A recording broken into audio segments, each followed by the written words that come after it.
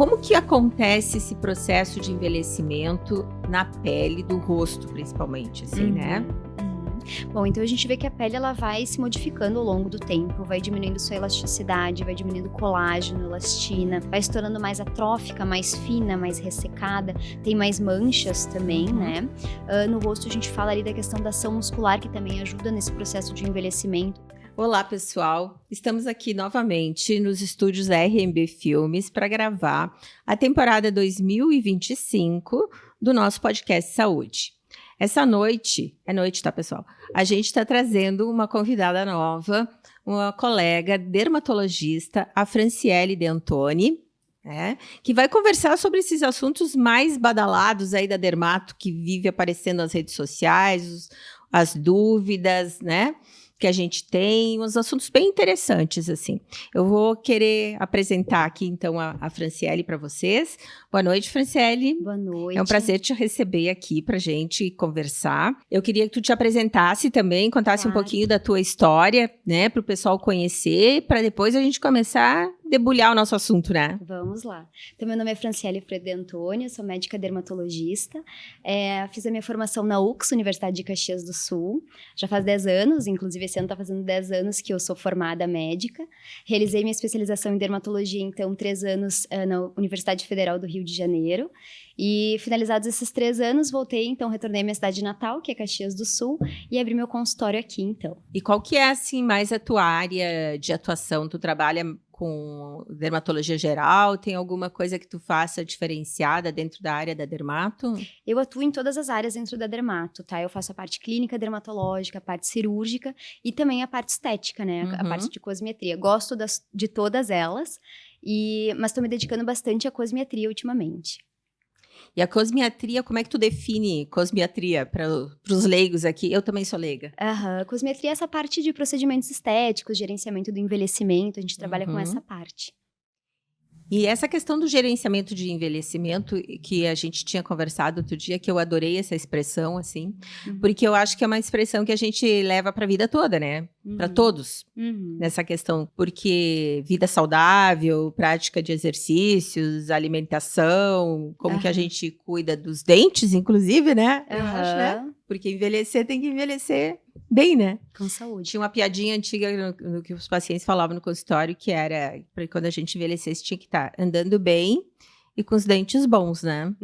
Sim. E enxergando bem. Não se falava tanto na pele, né? Nesses cuidados com a pele, mas que hoje em dia... Que é tão importante, é muito importante, né? E eu queria que tu conversasse assim, como é que funciona esse planejamento, né, do gerenciamento, planejamento e gerenciamento, né, do envelhecimento. Então, gerenciamento do envelhecimento é a gente envelhecer com qualidade de pele, né, com uma pele mais saudável, mais radiante, mais jovial, com saúde, né, então a gente tem ali a nossa rotina de cuidados diários, que é importante fazer, tem vários procedimentos possíveis, né, para a gente conseguir retardar ali os sinais do envelhecimento, amenizar esses sinais. Então, isso a gente vai poder conversar bastante hoje aqui. Pois é, né, eu acho bem interessante isso aí. Com que idade tu acha que a gente já deve pensar nesse, vou cuidar da minha pele para envelhecer bem? Assim, na verdade, os cuidados com a pele vão desde o nascimento, né? A gente fazendo ali uma limpeza adequada, usando um sabonete com pH ideal para nossa pele, fazendo uma hidratação, né, correta, se protegendo do sol, das formas adequadas, né? Em questão de gerenciamento de envelhecimento, a gente fala ali que ali nos 25, 30 anos, a gente começa a notar que perde uma porcentagem de colágeno anual, né? E com isso vão vindo as ruguinhas, né? O princípio da flacidez. Então, a gente tende a introduzir ali ativos, antioxidantes, com a vitamina C, alguns ácidos também, e com o passar da idade a gente vai modificando alguns desses ácidos, vai trocando algumas porcentagens, isso tudo muito personalizado, né, tem que ser visto na consulta, acompanhado, a gente tem uma tendência, a pele tende a ficar mais atrófica, mais ressecada, então a gente tende a ter essa questão de hidratar mais a pele, usar hidratantes mais potentes. E tem uma genética também nisso, não tem? Claro, o envelhecimento envolve tanto fatores intrínsecos, que é do indivíduo, em genética, questão hormonal, enfim, diminuição de renovação celular, como também fatores extrínsecos vão estar envolvidos, né? E aí viria questões ambientais, né, questão de hábitos de vida, poluição, tudo isso aí afetaria também, né, no envelhecimento. As pessoas andam fumando menos, mas o fumar sempre foi uma causa, assim, de pele envelhecida mais precoce. Com certeza. A gente sempre reconhecia, assim, um fumante só pelo aspecto da pele, né? De fato, modifica bastante a pele, assim como uma alimentação inadequada também, né? Então, a gente vê, às vezes, o paciente que consome excesso de glicose, de doces, né? Então, nesses pacientes, a gente costuma ver aquele processo de glicação, que é, então, a glicose, o açúcar, ele se conecta, né, se liga a proteínas da pele, como colágeno, elastina, e ele vai, então, enfraquecendo, degradando essas proteínas e vai trazendo também os sinais do envelhecimento, as rugas, a flacidez, né? Nesse envelhecimento, tu estava falando da pele aí, o filtro solar também é importante, porque na minha geração a gente nem tinha filtro solar, né, na juventude. E quando surgiu, a gente usava o 8 e era super, né? Hoje a gente tem... Que idade nos bebês, assim, já começa do filtro solar? Dá para usar? A gente começa a indicação do filtro solar, né, nas crianças a partir de 6 meses de idade. Antes disso, daí a gente orienta o uso de acessórios, chapéus, roupinhas adequadas. A gente vê muito na praia hoje em dia, as crianças bem vestidinhas, né? Isso. Então, a partir dos 6 meses de idade, estaria indicado. E aí, esse filtro 30, 60, a 80... partir de 30 é o ideal, tá? Idealmente 50 até, na verdade. E nas crianças a gente tende a usar mais os filtros físicos mesmo, né? E na idade, assim, mais que nem eu, assim, a gente usa 60 para cima? Tem alguma especificação, assim? Quanto maior o fator de proteção, né, melhor, mas tu vai estar fotoprotegida. Mas tu usando ali a partir de 30, né, tu já está melhor protegida. E aí é um triângulo, assim, a limpeza da pele, a hidratação e a fotoproteção sozinhos já ajudam muito nesse gerenciamento, né? Com certeza. E dentro desses procedimentos que pode se usar para gerenciar o envelhecimento, quais seriam? A gente sabe que o Botox é o mais popular, né? Todo mundo sabe o que é Botox, né? Sim. Esse é o mais feito nos consultórios, né? E realmente tem resultados excelentes. Mas outros que a gente tem disponível ali, a gente tem para qualidade de pele, os peelings, os lasers, luz pulsada, microagulhamento. A gente trabalha muito com a questão de bioestímulo de colágeno, né? Com essa questão do envelhecimento. Então, a gente tem os bioestimuladores de colágeno injetáveis, tem as tecnologias que vão estimular esse colágeno. Questão de hidratação ali entra, por exemplo, o Profile, o Skin Booster. Então, a gente tem uma grande gama ali de possibilidades, né? E o Botox, ele tá tão popular, assim, que tem muita gente, talvez, não habilitada aplicando Botox, né? Assim, às vezes o devido conhecimento anatômico da face, né? Não só o Botox, outros procedimentos também, né? Tem tido essa banalização dos procedimentos estéticos. Então, às vezes o paciente procura preço, valor e não foca em escolher um profissional que tenha uma boa formação, que seja realmente capacitado em reconhecer as estruturas anatômicas de forma correta, utilizar as melhores técnicas, saber os planos de aplicação corretos, né? E uma coisa muito importante também, muitos não sabem reconhecer complicações, porque todos os procedimentos podem envolver complicações, né?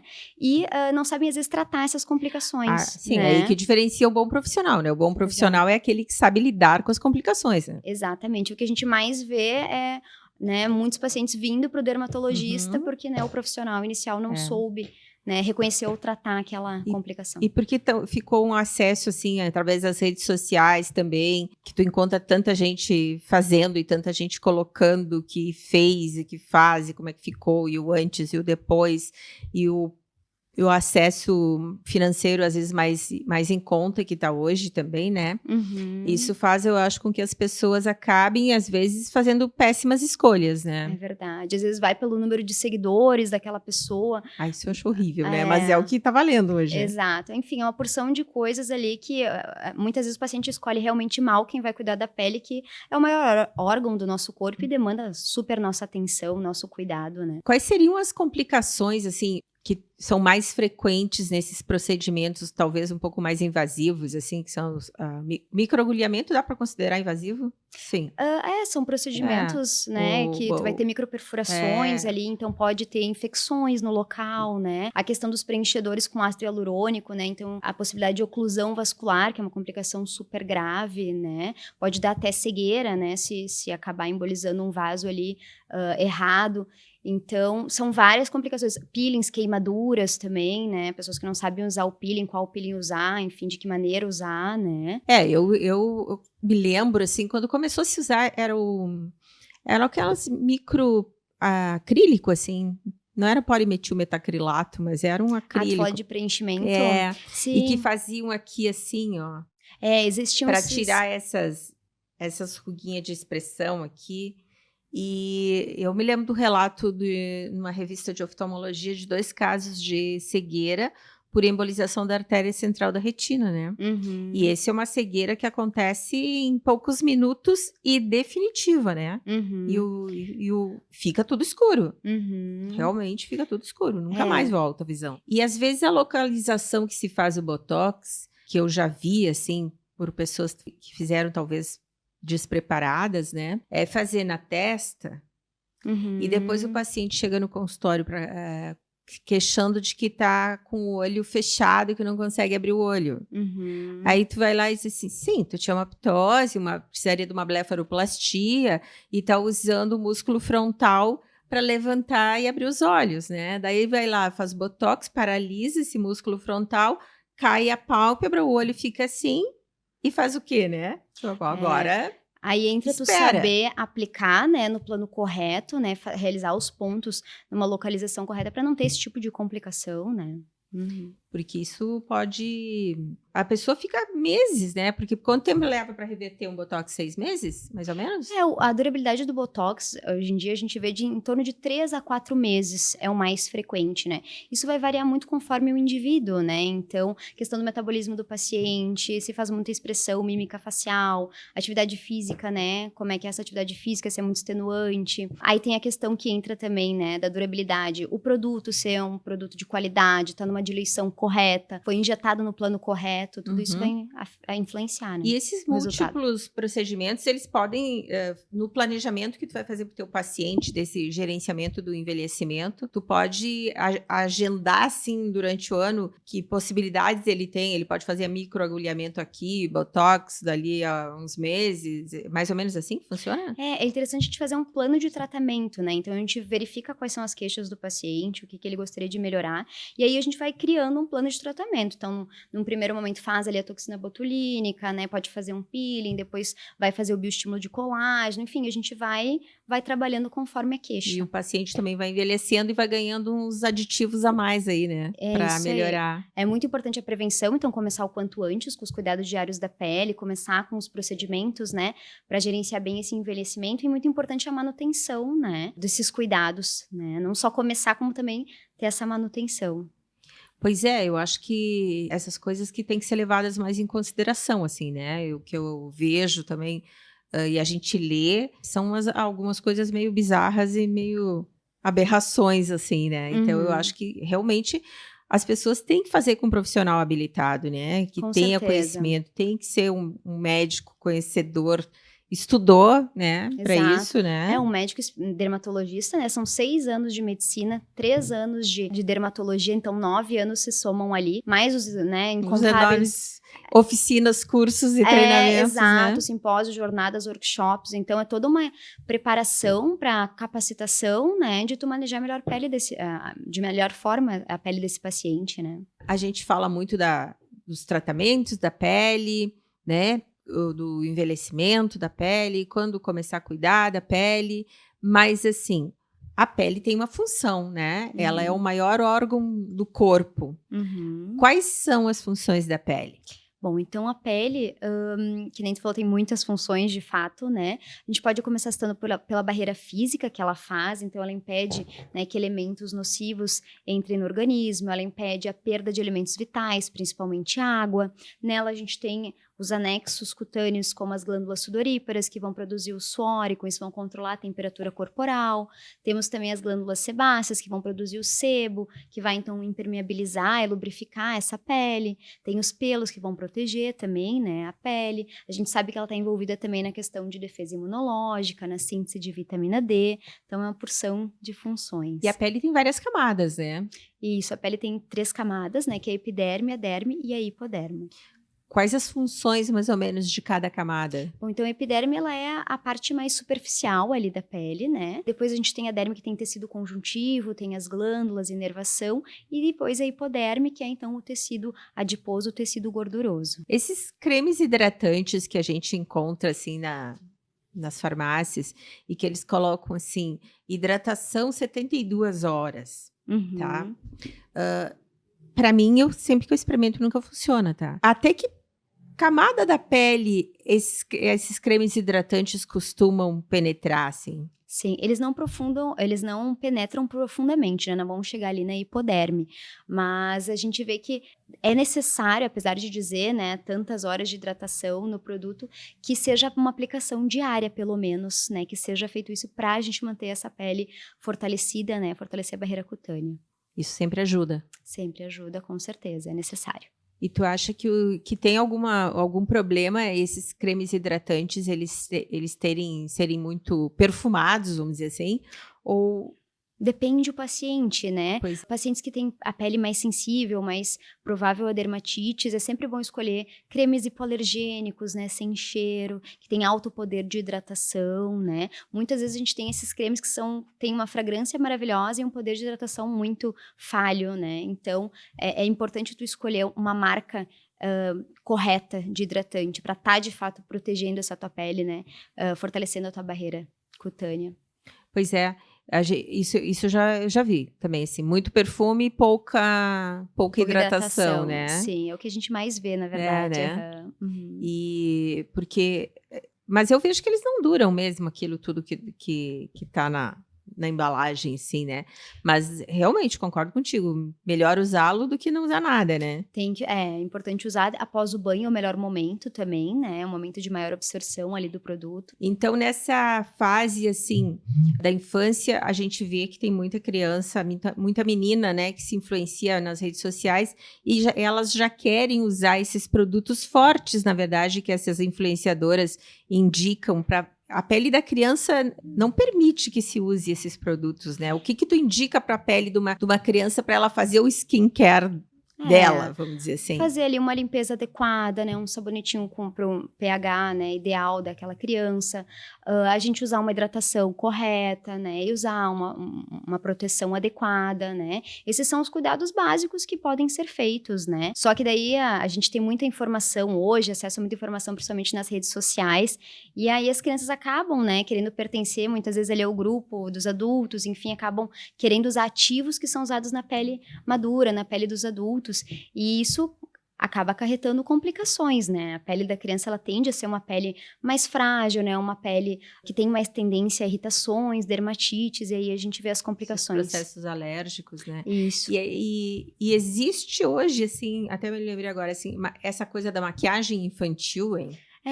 Sim, existe, né? Então, tem algumas maquiagens específicas para criança, né? Ali, da idade de 3, 5 anos. Claro, sendo utilizadas, né? Com supervisão dos pais, com os pais juntos, né? Eu acho que, assim, se for uma situação pontual, é uma coisa, né? Não uma coisa diária, uso de maquiagem de forma diária. E usando um produto que seja adequado para aquela idade, é algo ok, né? Mas usar a maquiagem do adulto, enfim, aí já não. Então, né? existe uma linha infantil, assim, de maquiagem sem conservantes, com menos metais pesados, assim, essas coisas. Isso, ativos que não podem ir na criança, né? Porque as meninas gostam, né, de maquiagem. Tem umas que gostam de dar enfeitadas, né? Com certeza. As crianças, então, assim, elas entram em muito contato com muito produto químico, elas insistem e querem usar, que nem tu falou, pelo efeito do grupo e de imitação, né? E elas realmente são influenciadas, assim. Mas aí eu acho que entra sempre essa questão do bom senso dos pais também conseguirem. Exato. Né? Não proíbe totalmente, mas deixa fazer dentro do bom senso. Dentro do possível, né? E do adequado para a pele da criança, né? para não ter problema de alergias, porque o mundo está cada dia mais, as pessoas estão cada vez mais alérgicas, né? Eu vejo que a gente tinha as conjuntivites, assim, que eram muito sazonais, assim, aqui na região de Caxias, assim, né? Por exemplo, um averil ali, setembro, dezembro. No inverno, a questão do ácaro, do mofo, começa a tirar os cobertor do armário, né? A rinite junto. Mas hoje a gente vê que tá, assim, o ano inteiro. E uma coisa que eu vejo muito é conjuntivite química, dá para dizer, ou irritativa, pelo uso do filtro solar, né? Então, eu sempre falo assim, ó, consulta com a dermato e veja um filtro solar que seja adequado para tua pele e que não entre nos olhos, porque a gente vê que tem muito filtro solar cremoso demais, que sua e que entra na água e que entra no olho e irrita o olho, né? Existe muito filtro solar mais light, assim? A gente tem... Para o rosto? Existe, cada vez mais as empresas estão, né, trabalhando para adquirir melhores produtos para os pacientes, né? A gente tem produtos que realmente, assim, a gente não causam essa irritação ocular, ou, né, causam menos. Tem os produtos em bastão, então, que tendem a... Pois é, esses devem ser melhor, né? Exato. Gel... Lembro quando começou a surgir em gel, já era bom, né? Porque não suava tanto. Mas a gente ainda vê, assim, muito olho irritado. As crianças, bom, verão, né? Criança, praia, sol e filtro solar, né? E água do mar. Sim. Coitadinho, né? Mas é bom curtir o verão, né? Desses procedimentos, assim, que estão incluídos no planejamento do gerenciamento do envelhecimento, eu anotei aqui para mim, então, o Botox que a gente já conversou, o preenchimento facial, que eu queria que tu explicasse melhor quais são, mais ou menos como funciona, esses bioestimuladores, né? Fio de sustentação facial, tu trabalha com isso também? Fios de PDO, sim, são fios absorvíveis, né? E que promovem o estímulo de colágeno ali, né? Então, a gente tem vários tipos de fios, na verdade, né? Os de PDO, a gente tem os lisos, tem os espiculados, né? Então, isso vai variar, né? Pro que a gente quer. Aonde que são colocados esses fios? Aqui, assim? Então, por exemplo, os fios lisos eu gosto muito de utilizar na região periocular, ao redor dos olhos, né? Pra melhorar essas ruguinhas que às vezes não melhoram só com a aplicação do Botox. Gosto muito dos fios lisos, né? Na região de papada, às vezes a paciente queixa de flacidez, então é uma região que eu gosto muito de utilizar. Eu não sabia que dava pra usar aí. Existem os fios de tração também, né? Que promovem... Isso, promovem uma tração, né? Temporária, né? E depois ficam promovendo um bioestímulo de colágeno ali no local. Eu gosto bastante dos fios lisos. Eles são reabsorvíveis, então? São absorvidos, em torno de 3 meses esse fio é absorvido pelo organismo. Interessante. Mas o estímulo fica acontecendo por mais tempo, exato. E isso é considerado bioestimulador também? Ele não é o bioestimulador, é outra coisa? Ele faz o bioestímulo de colágeno, mas os bioestimuladores de colágeno que a gente fala hoje em dia, os mais famosos, né? A gente tem ali o Radiesse e o Sculptra, né? Que são bem conhecidos. São produtos com substâncias diferentes, mas ocasionam, né? São para o mesmo propósito, né? Então, o Radiesse, ele é a hidroxiapatita de cálcio. Então, vai ali, a gente aplica nas regiões que a gente quer melhorar aquela flacidez, né? Então, normalmente, eu gosto muito de usar no rosto, região de pescoço. Pode ser usado no glúteo, qualquer região, né, de flacidez que o paciente queixar. O Sculptra já é o ácido L-polilático, né? Então, é outra substância, mas também tem o mesmo objetivo. Esses são os mais conhecidos do mercado, né? E do preenchimento facial? Gosto muito de utilizar o ácido hialurônico, né? Não utilizo preenchedores permanentes pelo risco que isso envolve. Então, gosto muito do preenchedor com ácido hialurônico. A gente tem várias consistências desse ácido hialurônico, então, dependendo da região, a gente vai escolher, né, o melhor produto. Tem uma durabilidade, por exemplo, preenchimento labial ali de 1 ano, né? 1 ano e meio. Isso varia também muito conforme o paciente, né? Laser de CO2... laser de CO2 é um laser ablativo, né? Melhora muito a questão de qualidade de pele, textura de pele, tem ótimos resultados. Mas tem indicações precisas o uso dele, né? Não é para qualquer pessoa. Eu tenho uma colega que ela faz blefaroplastia e ela usa laser de CO2 também, assim, para dar o acabamento e a melhorada na pele, assim, né? No levantar o olhar também. Tem toda uma técnica boa para dar deixar o olhar mais alegre, mais vivo, assim, né? Não ficar com o olhinho tão fechadinho, né? Então tem muita coisa, né? Muita coisa. Então, a gente, às vezes, até quem é leigo realmente fica confuso e acaba, às vezes, fazendo tratamentos que são inadequados mesmo. É fácil se confundir com isso aí, achar que está fazendo uma coisa boa e não é o melhor para aquele rosto, para aquela pessoa, para aquela pele, né? Eu acho que isso aí é complicado, assim. Bom, aquilo que eu falei lá do início, né? A gente fala em gerenciamento do envelhecimento não só da pele, mas da saúde toda. E dentro do processo de envelhecimento da pele, a gente também tem o aparecimento muito das lesões cancerosas, né? De pele, que não necessariamente vão aparecer só no idoso, mas a gente também vê muito no idoso as ceratoses, né? E esses cânceres de pele. Quais são os cânceres de pele mais comuns aqui na nossa região que tu costuma ver no consultório? Bom, então o câncer de pele mais comum é o carcinoma basocelular, né? A gente tem, assim, 3 tipos de câncer de pele mais comuns, né? A gente tem o câncer de pele basocelular, o espinocelular e o melanoma, né? Então, desses 3, o mais comum é o CBC, que nem eu falei. A gente sabe que no Brasil, o tumor maligno mais comum é o câncer de pele do tipo não melanoma. Que é o basocelular e o espinocelular. Dentro deles ali, o basocelular é o mais comum. Mas o mais grave, de maior mortalidade é o melanoma, né? Que é menos frequente que esses 2 outros que eu falei, mas ele realmente a gente tem risco, né, um prognóstico muito pior. Então, quanto antes a gente diagnostica um câncer de pele, né, é o melhor, seja qualquer um deles. Né? Tem um tipo de pele que é mais propenso ao aparecimento desses cânceres de pele? A pele clara, por exemplo? A pele clara, fototipos mais baixos que a gente fala, né, peles mais claras, sim, são mais propensas. E a gente vê que tem uma região de estado aqui mais central, que são de pessoas de descendência alemã, que trabalham no tempo, assim, expostos ao tempo, e que tem muito câncer de pele e melanoma, e os homens mais nas costas e as mulheres mais nas pernas. Ainda é verdade isso? Tu tá falando do câncer melanoma? É. A gente vê realmente... do melanoma. A gente vê bastante o melanoma no tronco, né? E vê bastante também na região das pernas das mulheres. Porque com que frequência tu acha que as pessoas deveriam visitar o dermatologista para fazer esse mapeamento dessas lesões que possam ser de risco, assim? É bom fazer uma revisão anual, né? Claro que alguns pacientes que já tiveram câncer de pele, né? Que tem histórico familiar, às vezes a gente tem que abreviar um pouco esse tempo, né? Isso tudo é relativo, né? Depende do histórico pessoal e familiar do paciente também, né? E a partir de que idade tu acha? Tem uma idade que tu recomenda que faça essa prevenção, vamos dizer assim? Sim. Quanto antes a gente começar, né, na idade adulta ali, fazer essas revisões, melhor, né? O carcinoma sempre vai ser uma ressecção cirúrgica?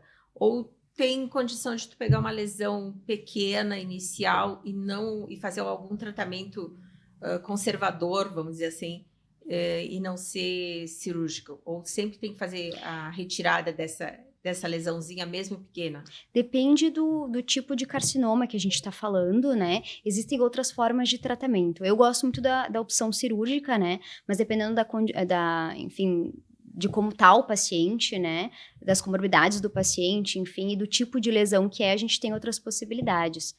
Sim, eletrocuretagem pode ser feito, uso de algumas substâncias, né? Tem outras possibilidades. E quando tu encaminha para o cirurgião plástico para tirar, ou tem algumas que tu consegue tu mesma tirar no consultório? Pequenas lesões eu removo no consultório, lesões maiores, ou dependendo da localização, às vezes são encaminhadas para o cirurgião plástico.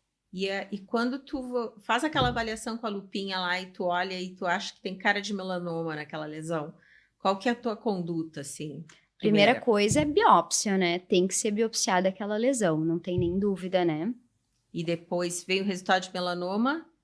Aí a gente vai ter que avaliar, né, qual é a espessura desse melanoma, né, enfim, a extensão desse melanoma, alguns critérios ali pra gente ver como é que a gente vai manejar esse paciente, até pra saber como é que vão ser as revisões periódicas dele, né, a questão de estadiamento, né, os exames de imagem que a gente vai precisar solicitar, isso vai depender da lesão mesmo, né, do resultado da lesão. O melanoma, ele é tão grave que ele pode dar tantas metástases também, né, que no olho a gente tem melanoma de coroide, né, e eu acho que encaminha para oncologia também. esses pacientes? Sempre o cirurgião oncológico, sim. Ampliação de melanoma, né? Eu sempre encaminho para o cirurgião oncológico para fazer esse tratamento em conjunto, né? Sim. Uhum. Fran, continuando nessa questão do envelhecimento, né? Já que as pessoas também estão vivendo cada vez mais, né? E temos muitas pessoas centenárias. Como que acontece esse processo de envelhecimento na pele do rosto, principalmente, assim, né? Bom, então a gente vê que a pele ela vai se modificando ao longo do tempo, vai diminuindo sua elasticidade, vai diminuindo colágeno, elastina, vai se tornando mais atrófica, mais fina, mais ressecada, tem mais manchas também, né? No rosto a gente fala ali da questão da ação muscular, que também ajuda nesse processo de envelhecimento. Então o excesso, né, as contrações musculares repetidas acabam então promovendo as rítides, que são as chamadas rugas, né? A gente tem uma ação muscular depressora, que também vai acabar dando um aspecto de envelhecimento no rosto. Tem a questão dos compartimentos de gordura facial, né, os coxins de gordura que nós falamos, que eles vão então perdendo volume, né, perdendo aquele preenchimento, então vão deixando, perdendo aquela sustentação da face, né. Temos também a questão da reabsorção óssea, né, então com o tempo acontece um remodelamento ósseo e com isso existe uma perda, né, profunda da sustentação da face, tudo isso aí vai afetar. Assim, né? a gente vê, né, todos esses ligamentos também, né, na verdade, realmente tudo vai caindo, as pessoas vão tendo essas bolsinhas de gordura, a gente, querem tirar, não, essa é gordura, né, a gordurinha que veio lá de trás, né, e tá A ação aqui. muscular ajuda, inclusive, Né? nesse surgimento das bolsas palpebrais, né? E aí, com a idade, a gente vê a questão da pálpebra, então, a pálpebra inferior, né, ela inverter, e tu fazer um entrópio, tu fazer um ectrópio, que é a pálpebra virar para fora. Hoje mesmo eu tenho uma paciente que ela tem 80 anos, ela tem um lagoftalmo, né? Então a pálpebra inferior dela, ela já fez um tratamento, que ela está afastada, daí acumula lágrima, escorre lágrima, e ela fez uma lesão, um vaso celular pequenininho, aqui assim, depois que ela já tinha começado e feito o tratamento e tendo lagoftalmo. E aí, na cicatrização da lesão, puxou mais. Agora ela tá com a pálpebra mais afastada ainda, né? Então, isso a gente vai vendo acontecer no paciente mais idoso e tu vê que vai ficando realmente mais flácido, né? Mas nessa faixa etária é mais difícil a aplicação desses procedimentos aqui que a gente falou, né? Bioestimulador. Eu acho que a gente tem que saber o limite até quando usar, né? Porque existem algumas situações que realmente são cirúrgicas, né? A dermatologia, ele oferece várias possibilidades pra gente gerenciar o envelhecimento, mas tem algumas situações que, de fato, vão envolver cirurgia, né? Bom, então, uma coisa que eu acho importante falar é a questão do triângulo da juventude, né? Então, quando a gente é mais jovem, a gente tem esse triângulo, né, com a base nessa região malar aqui, né, então a gente tem essa parte mais estruturada, e com o passar do tempo vai havendo uma inversão desse triângulo, né. É verdade. Então a gente tem um peso maior no terço inferior da face, né, até uns falam na quadralização da face, ela vai ficando mais pesada, mais quadrada nessa região, né. É interessante. E os peeling, tem uma idade limite também para fazer peeling químico, assim? Eu acho que isso tem que ser bem visto, né? Tem que ver a questão da comorbidade do paciente, tem que ser bem analisado. Não existe uma idade X que pode ou não pode usar. Mas eu acho que isso tem que ser realmente bem discutido com o paciente, visto a questão da segurança do paciente para realizar os procedimentos estéticos, né? Se a gente começa a perder colágeno lá com 20, 30 anos, né? Com 70, a gente já tem bastante flacidez, atrofia, essas alterações de face por músculo, por gordura, né? Essa reforma da anatomia do rosto aí, com alteração óssea, inclusive. Me parece assim que esses peeling químico e esses produtos não teriam o mesmo ação ou mesma resultado do que fazendo um paciente de 50 anos, 40 anos. Com certeza, tudo muda, né? Não tem como negar isso, né? Tem que ver, né? Esse paciente, se ele tem condições de fazer um procedimento, né? Que procedimento ele poderia fazer, se realmente é cirúrgico em determinado momento, né? Tem limites para as coisas, né? Porque às vezes aí tu já tem uma sobra de pele maior, né? Que realmente, às vezes, tu precisa de um cirurgião plástico para remodelar, né? Exato. Cirurgia plástica e dermato andam muito juntas, né? Andam com muito certeza. juntas, né? E a oftalmo também com a subespecialidade de plástica ocular, né? Então, a blefaroplastia entrou muito nessa área aí também, né? Nem só o cirurgião plástico que faz isso aí, né? Eu acho que tem muita gente boa trabalhando em prol desse gerenciamento do envelhecimento, né? Por isso que as pessoas têm que escolher bem o profissional, né? Sim, que vão sem fazer. dúvida. Tem muita gente boa fazendo muita coisa boa. Então, assim, ó, vamos fazer uma recapitulação de tudo que a gente conversou, que foi bastante coisa, né? Então, vamos ver, né? Eu também, né? Então, vamos ver assim, o que tu aconselha nos cuidados da pele, desde a infância, então, até o envelhecimento? O que tu recomenda no dia a dia que as pessoas façam na prevenção? Importante que se faça a limpeza adequada com os produtos específicos para cada tipo de pele, uma hidratação correta, o uso, né, do protetor solar. Então, ali em questão dos 25 ou 30 anos, a gente começar, né, com ativos, antioxidantes, às vezes alguns ácidos. Tudo isso tem que ser personalizado, né? Verificar a tolerabilidade do paciente, fazer um acompanhamento para ter segurança esse paciente do tratamento que está realizando. Hoje a gente tem uma vasta gama de procedimentos possíveis para gerenciar esse envelhecimento da melhor forma. Envelhecer com uma pele mais radiante, mais, né, com uma aparência jovial, saudável. O bom da dermatologia é que temos tudo isso, né, disponível para bem-estar e saúde, né, do paciente. Coisa boa, né? Eu acho que estamos no futuro já. O que tu recomenda em termos assim de prevenção, que as pessoas têm que ter cuidado em relação à sua pele, da importância de visitar o dermatologista, não só na questão da estética, assim. Seria também nas lesões de pele. A gente tem o câncer de pele, né, como o tumor maligno mais comum no Brasil. Então, de fato, é importante revisões periódicas, né, anuais. Alguns pacientes a gente acaba tendo examinar, né, com menos tempo, né. Isso vai depender do histórico familiar, histórico pessoal do paciente. Mas, de fato, não dá pra gente banalizar, né, a nossa pele. Tem que ter os devidos cuidados com ela demanda realmente a nossa atenção.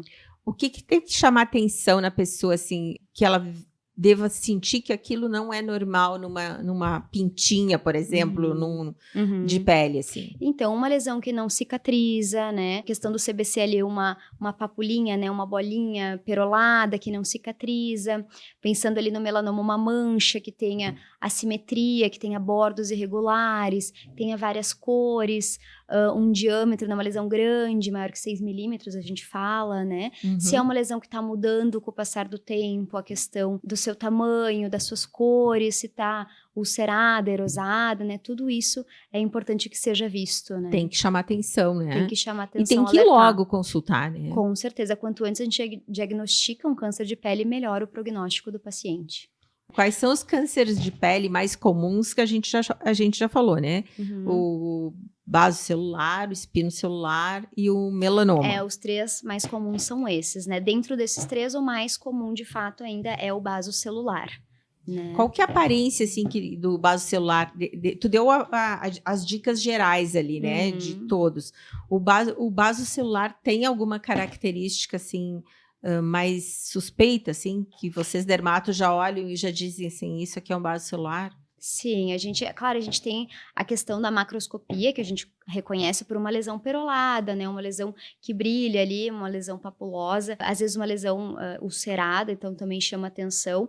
Mas na dermatoscopia a gente tem características, né, que falam bastante a favor, né, do basocelular. Então, os vasos, que estão ali os glóbulos, né, os ninhos ovoides que a gente fala. Então, tem todo um estudo ali na dermatoscopia que vai propiciar para que a gente tenha maior certeza de que aquilo seja provavelmente um câncer de pele. E aí a gente faz a biópsia, né, para confirmar isso.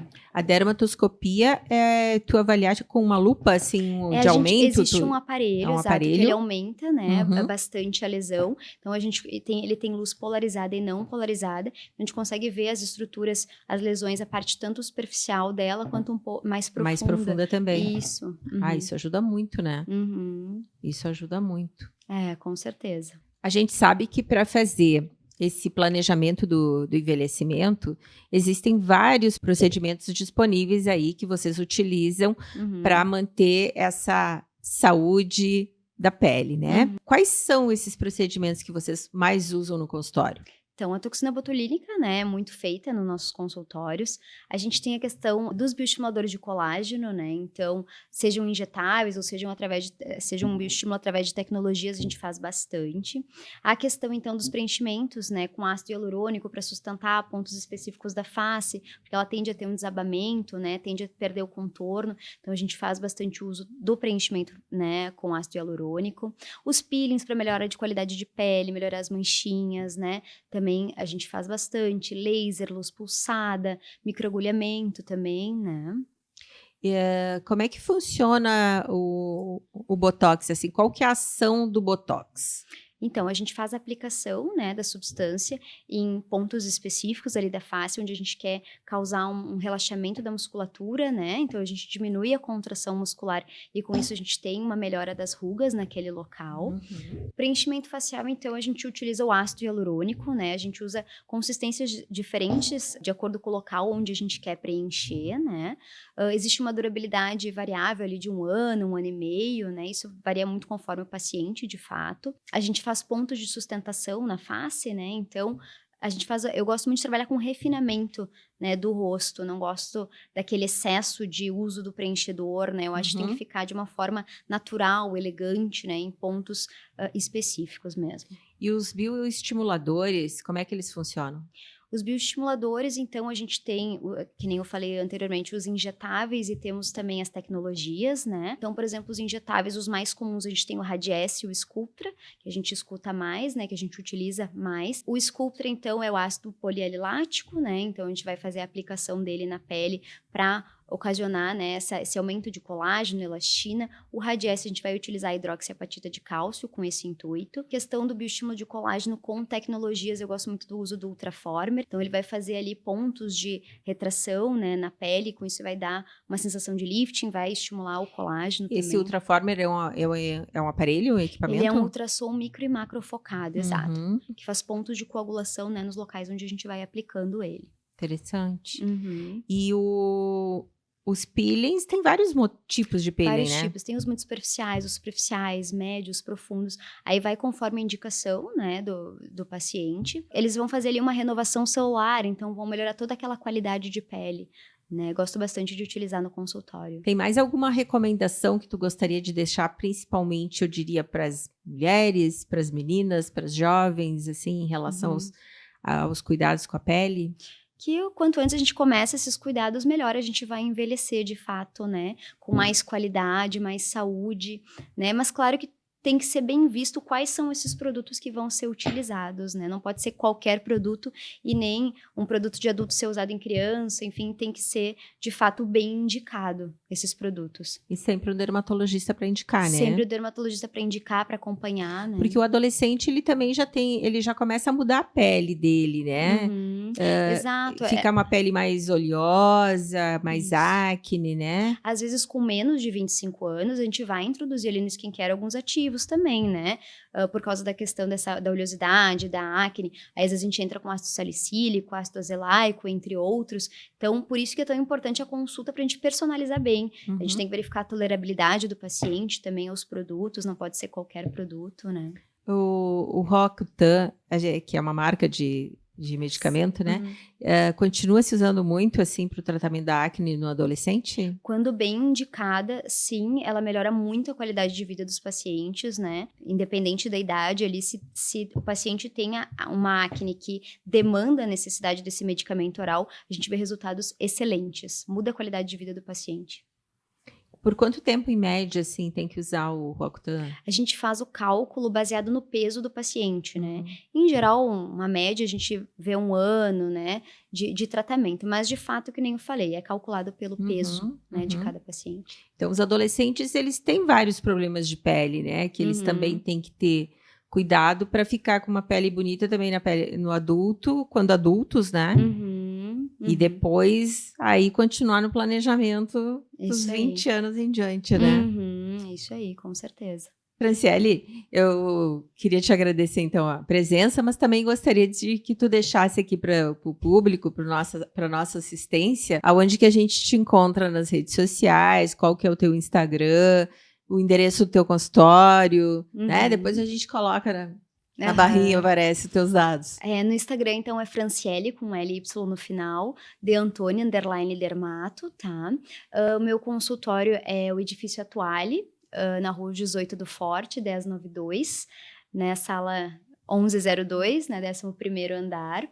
E telefones a gente vai colocar também, né? Ali disponíveis. Então, fico à disposição de todos. Muito obrigada. Obrigada por ter comparecido para conversar com a gente. Um prazer, obrigada eu.